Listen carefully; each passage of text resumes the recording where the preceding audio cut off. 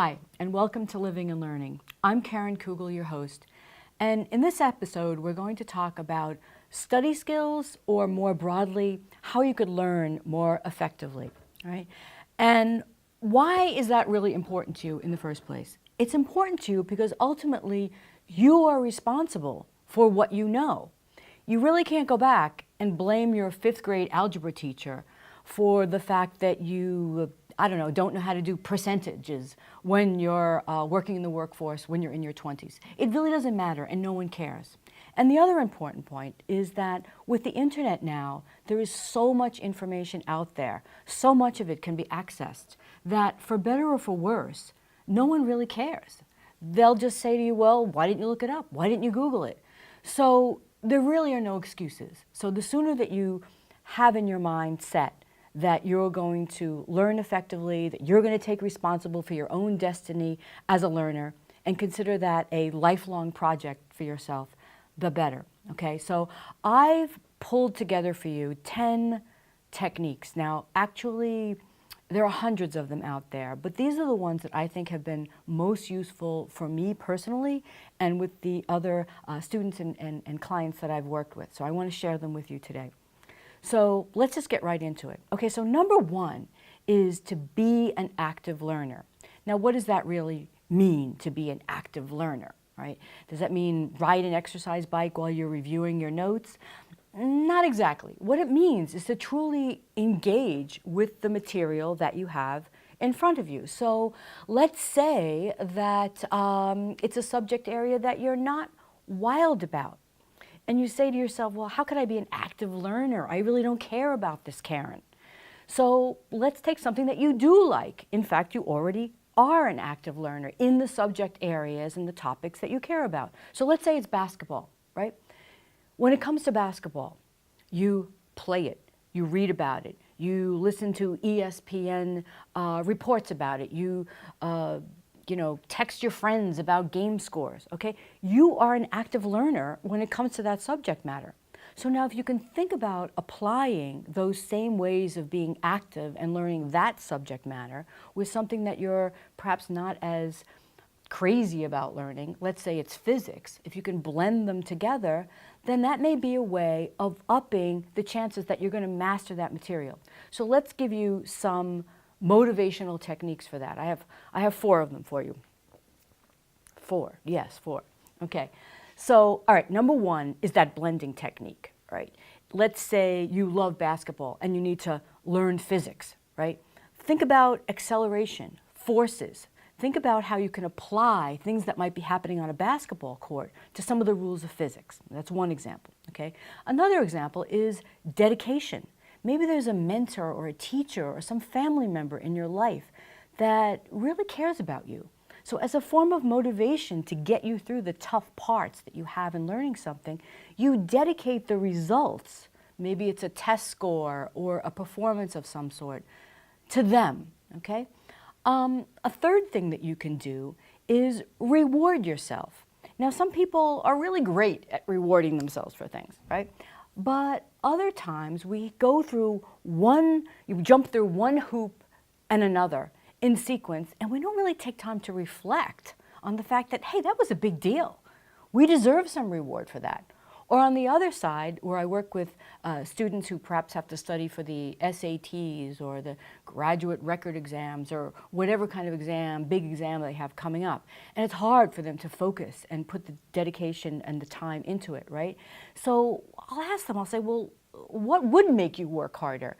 And I had a student who said, what I really like to do is I really like to take my friends out to dinner, to my favorite pizza restaurant. I'd really like to do that when I'm done with my SATs. So I said, okay, fine, let's make that happen. So work hard for your exam, and that could be your reward. And it actually worked for this student, right?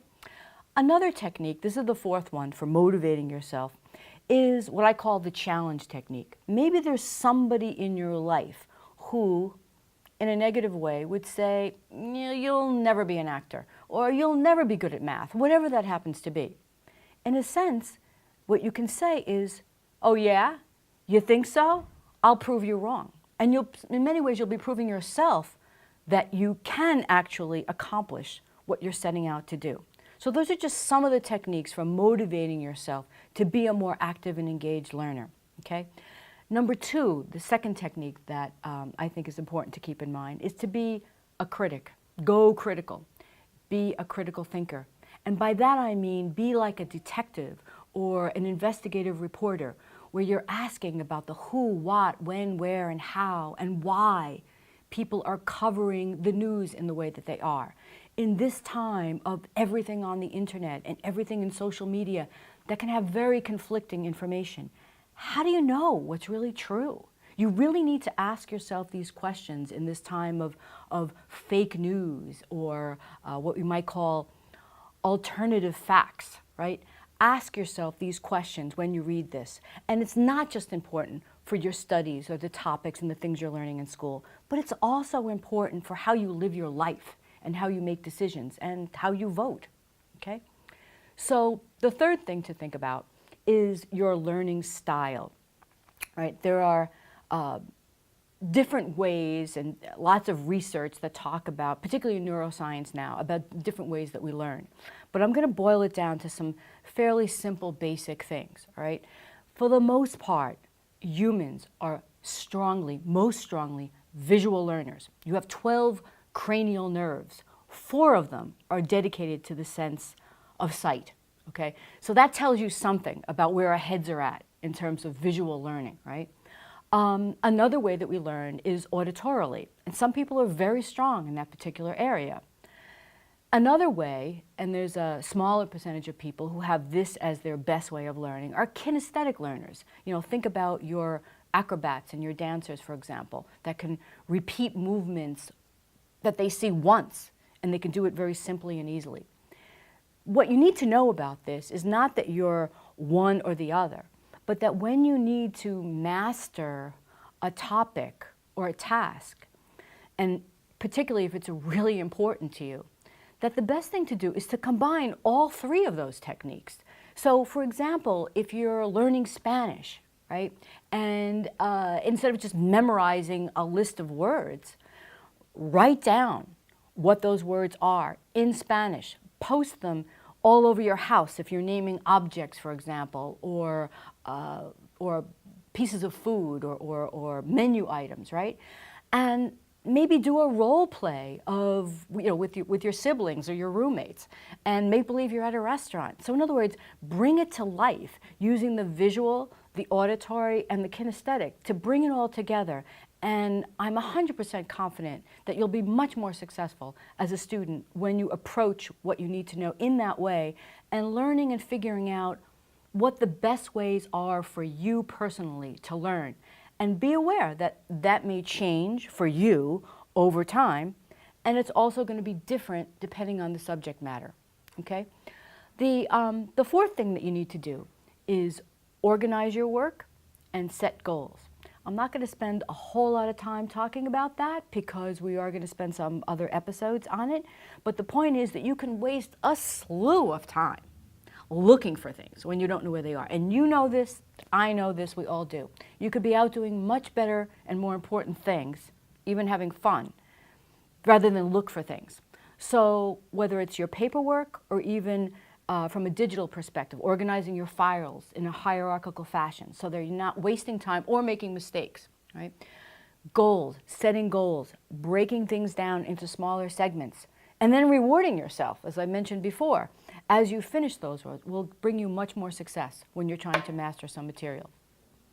Okay, a 5th thing that I think is really important is finding for yourself a kind of safe house for studying, right? Now, when I have to draft something, if I'm writing something, it's okay for me to be in a slightly noisy place like a cafeteria or a Starbucks or something like that.